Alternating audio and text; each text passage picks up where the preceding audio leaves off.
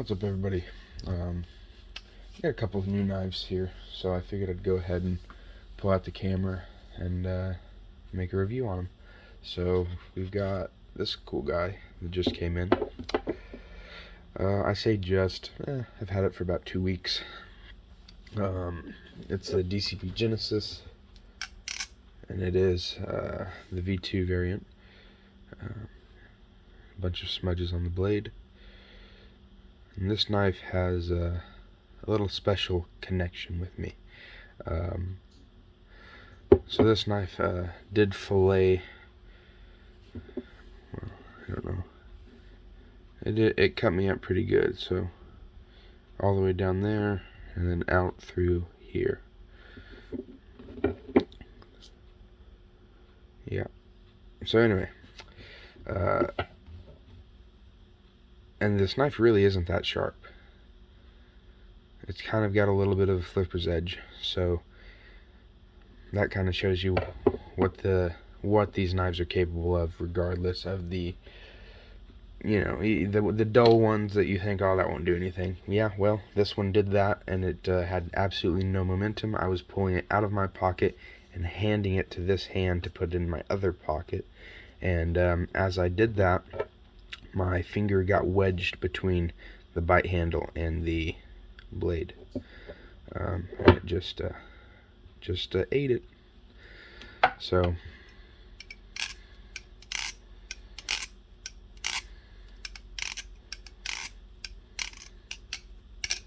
first of all, I paid, I think, $9.50 for this one, or $900, something like that. And absolutely worth every penny. This is a great knife. I love it. I would highly recommend you trying it. The only weird thing about it is it's super square, right? Like, there's no hiding it. That's very square. So if that's something that really affects you, then maybe this isn't a knife for you, but for me, I absolutely love it. So the attention to detail here is beautiful. Now when I bought this, it did have a little bit of love to it, so I went ahead and I reground these handles flat, both sides, because they had a bunch of nicks and dings in them. So I went ahead and redid that. The blade had a big ding in it up here. I went ahead and I took that out, made it nice and shiny. Believe it or not, the spacers here, right, don't line up, and I don't know if somebody swapped the spacers, because I've talked to Dave, I believe that's his name, DCB. I've talked to him, and he's told me that each knife has a custom fit up between both the bushings and the spacers, etc., etc. So if somebody takes the knife apart and swaps out parts for it, they're not a custom with this knife, and they're just not gonna be right. So I've been told that that's something that this knife has had done, because the play is pretty hefty, right? Now I did fix it a lot. I fixed a lot of it, but fully cranked, it will bind. So I assume that the bushings are a little undersized, which is alright. I mean, it's really only when you super crank them down that they bind, and to be honest, these threads seem to be cut fairly well because they don't back out, which is nice because you don't have to use Loctite on them.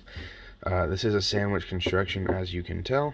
Mentioning those spacers earlier, I don't have a problem with sandwich. I think that they work just fine. It's really personal preference, but for me, it has no effect on it.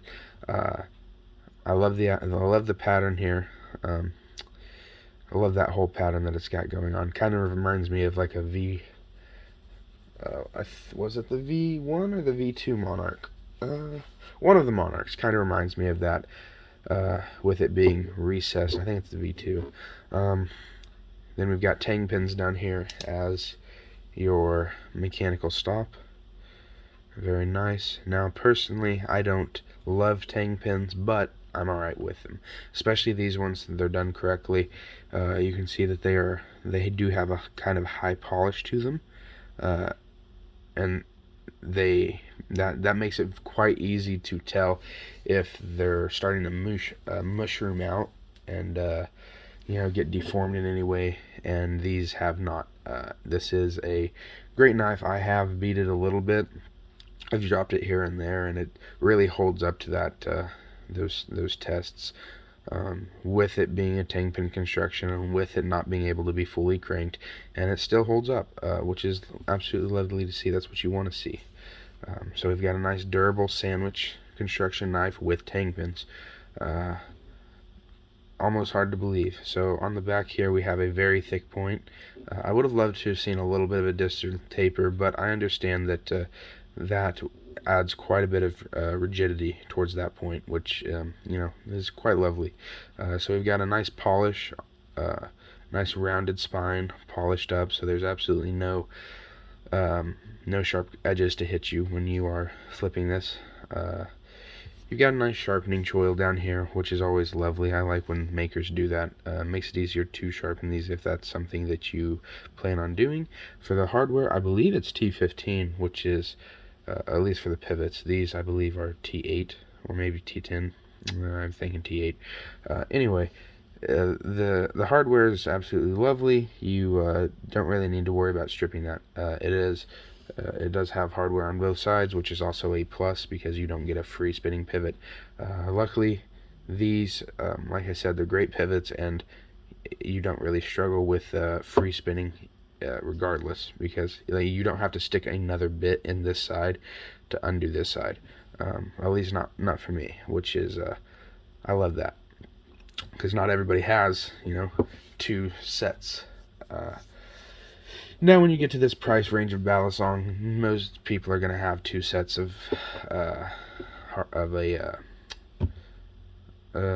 Torx bits, but he's taking care of the customers. Now, we do have a nice blue anno on here, which we won't spend too much time on. It's just a nice touch.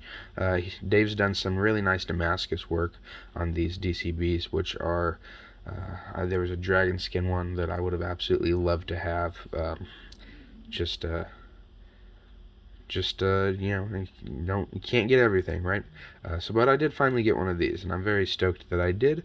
I would recommend it to anybody, especially if you're staying in that $1,000 price range.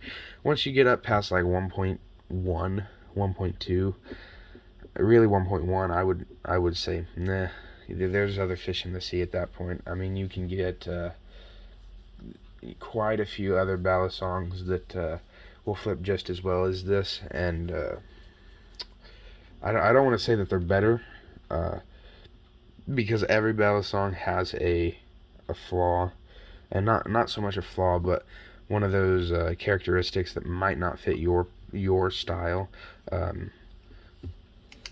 So I don't want to say that this Balisong isn't perfect, but I'm not going to say that it is.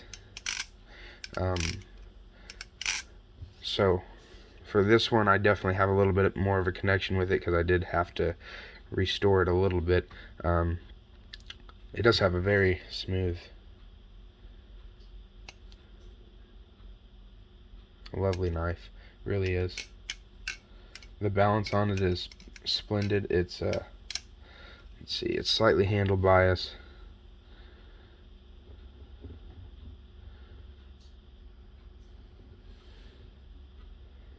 The tripod's in the way, but there is handle bias to it, which is nice, because you can keep your momentum going very, very well, very easy. You don't stall out on it or anything. No tap, a little bit of play. Like I said, I'd love to get a brand new one from Dave, just because I want to see what because that is some of the issues that I have with this knife, is that it's not brand new. So the tolerance is the fit up on this back spacer here.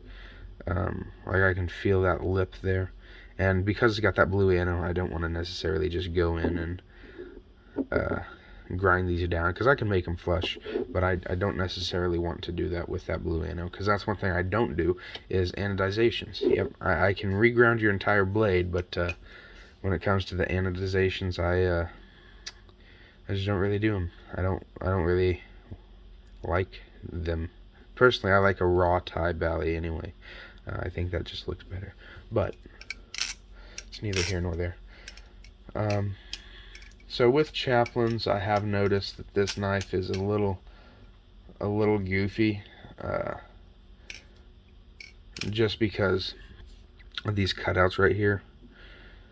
So they do bite into your finger a little bit. Now, that's not saying that they hurt, but that is saying that that's something you have to be aware of, because especially if you're new to chaplains and you're struggling to keep the momentum going anyway, that will bite into your finger ever so slightly, which will cause you to kind of veer off course a little bit. So maybe don't do it over concrete if you're not, fluent in with chaplains.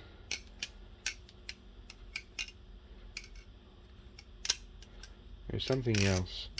The sound, it sounds alright. It's actually pretty good for a tank pin balisong.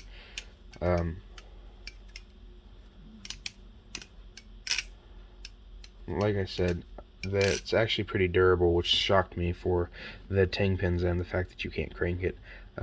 But I think that's about it. Hopefully I can get a new one, because I know he's got the Gen 3s coming out soon, with any luck. So hopefully I can get a Gen 3, real badass one. I'd love to get one of his recurves. All of his blades kind of have the same style going on, which I dig. I like them. I don't necessarily like that they're all the same style, but I love the style that he's done with them. I know some people love it, some people hate it. Personally, I love it. I'd love to get that recurve, but time will tell. Hopefully we get a Gen 3 down the line, and I can give a little bit of a review on that. Also, the packaging that it came in, it's got a taco case, so that's cool. That already gives it a little bit of a head start over some of the other manufacturers. And then it comes with a Band-Aid, which unfortunately the Band-Aid that came with it was not big enough for my finger here. But it's a nice little touch. So packaging was definitely there. I'd like to see maybe a channel balisong from him. That'd be kind of cool. Just to see one that kind of compare the differences, because I definitely get different models of these. I mean, this knife is good enough to where I would own a couple of them, different variations, just because. So there's your answer on whether or not I think you should get one of these. Now, like I said, once you get past I think MSRP for these is like $850, and once you get past that $1,000 mark, I think that there's other fish in the sea that you can definitely go ahead and pick up, like one of these Ceronis. These are badass. These are, I definitely like this more, but that's my personal preference, and I know some people don't like Ceroni in general. So anyway, that's just my 2 cents. If you can get one for that $1,000 price range, definitely pick it up. I think we're gonna go ahead and end it off there and call it good. All right.